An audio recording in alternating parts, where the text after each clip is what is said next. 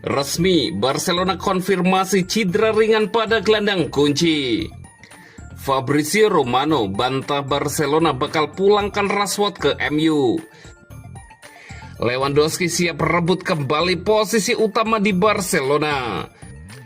Barcelona tunggu detik-detik penentuan lokasi laga kandang melawan Valencia. Resmi, Barcelona konfirmasi cedera ringan pada gelandang kunci. Barcelona telah mengeluarkan pernyataan resmi yang mengkonfirmasi bahwa gelandang kunci Frenkie de Jong mengalami cedera otot ringan. Pemain Frenkie de Jong mengalami cedera ringan pada otot obturator eksternal kaki kanannya. Pemulihannya akan menentukan ketersediaannya. Demikian bunyi pernyataan resmi Barcelona. De Jong mengalami cedera saat beraksi untuk tim nasional Belanda minggu lalu melawan Polandia.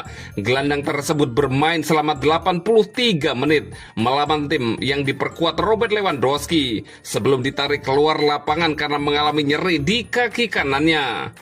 Tak lama kemudian, tim nasional Belanda mengumumkan bahwa pemain berusia 28 tahun tersebut tidak masuk di skuad untuk pertandingan melawan Lituania karena cedera.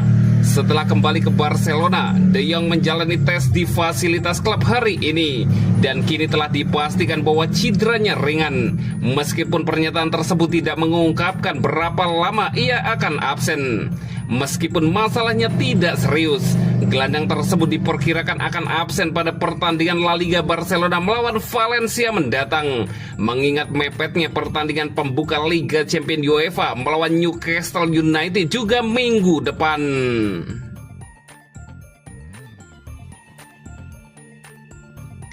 Fabrizio Romano bantah Barcelona bakal pulangkan Rashford ke MU. Spekulasi mengenai masa depan Marcus Rashford bersama Barcelona akhirnya terjawab. Fabrizio Romano, jurnalis transfer kenamaan, memastikan bahwa Blaugrana sama sekali tidak mempertimbangkan untuk memutus kontrak pinjaman sang penyerang asal Inggris lebih cepat.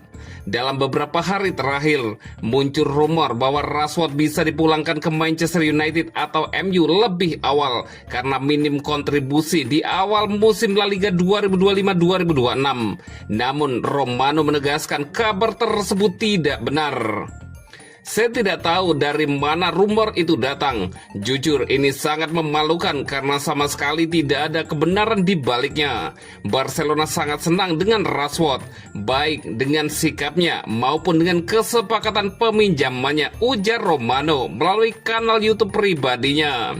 Kesepakatan peminjaman Rashford dari Manchester United sendiri mencakup opsi pembelian permanen di akhir musim. Dengan status pinjaman, beban finansial Barcelona juga relatif ringan, sehingga tidak ada alasan bagi klub untuk mengakhiri kerjasama lebih cepat. Barcelona senang dengan deal ini. Mereka melihat Rashford punya potensi untuk berkembang seiring waktu. Sikapnya di ruang ganti juga positif dan itu jadi nilai tambah, lanjut Romano. Rashford tak lagi masuk rencana jangka panjang Manchester United sejak Ruben Amorim ditunjuk sebagai pelatih kepala.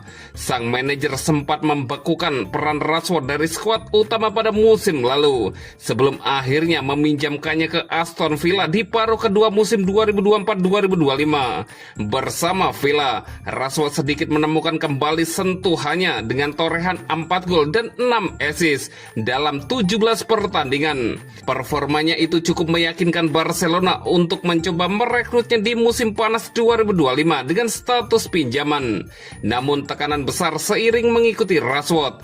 Ia masih terikat kontrak panjang di Old Trafford hingga 2028 dengan gaji mencapai 232.000 euro per pekan, menjadikannya salah satu pemain dengan bayaran tertinggi di Manchester United. Meski masih terikat kontrak panjang, peluang Rashford kembali mengenakan seragam MU tampaknya semakin menipis.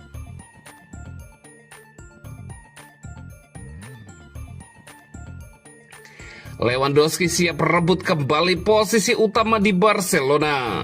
Robert Lewandowski akhirnya membuka musim 2025-2026 dengan catatan positif. Penyerang veteran Barcelona itu kembali mencetak gol bersama tim nasional Polandia dalam laga kualifikasi Piala Dunia 2026 melawan Finlandia. Selain gol, dia juga menorehkan 1 assist, membuktikan bahwa insting penyerangnya masih sangat tajam di level sepak bola internasional. Kembalinya Lewandowski ke timnas tidak lepas dari perubahan staf kepelatihan.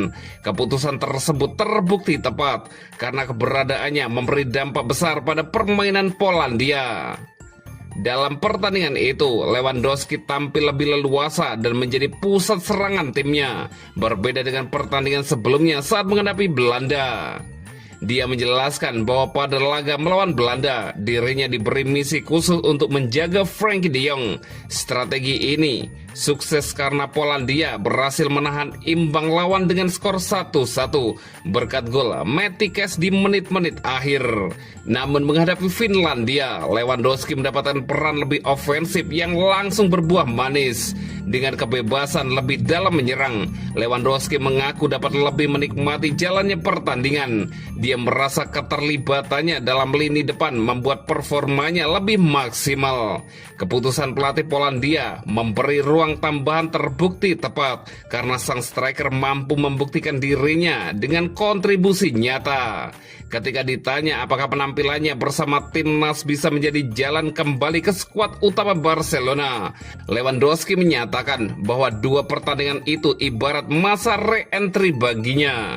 Dia menekankan bahwa meski menit bermainnya sedikit lebih banyak dari perkiraan, dirinya sudah mempersiapkan momen ini sejak lama. Baginya awal musim yang sesungguhnya dimulai di bulan September, dan dia merasa siap untuk kembali bersaing di level klubnya.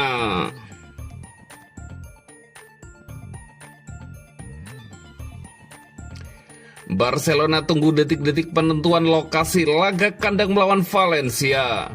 Barcelona akhirnya mendekati jawaban atas teka-teki besar, di mana mereka akan menggelar laga kandang pertama La Liga musim 2025-2026. Laporan dari Sport mengatakan pengumuman resmi akan keluar pada hari Senin ini atau paling lambat Selasa 9 September.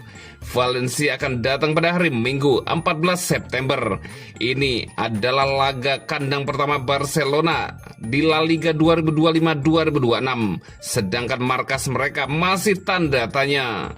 Camp Nou belum bisa dipastikan siap. Pembangunan yang masih berjalan membuat stadion kebanggaan Blaugrana itu belum mengantongi izin hunian dari Dewan Kota Barcelona. Dengan kondisi itu, Estadi Johan Cruyff digadang-gadang sebagai kandidat terkuat.